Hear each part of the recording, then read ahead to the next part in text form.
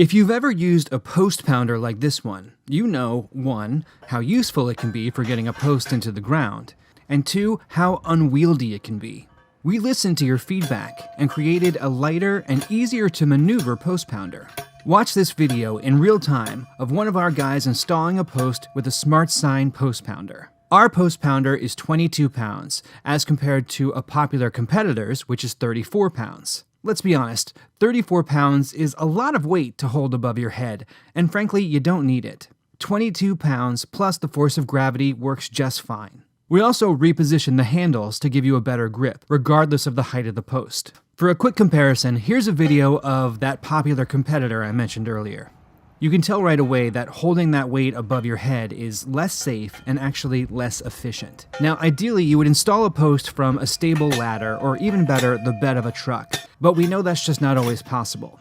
So we make the Smart Sign Postpounder to be efficient and safe.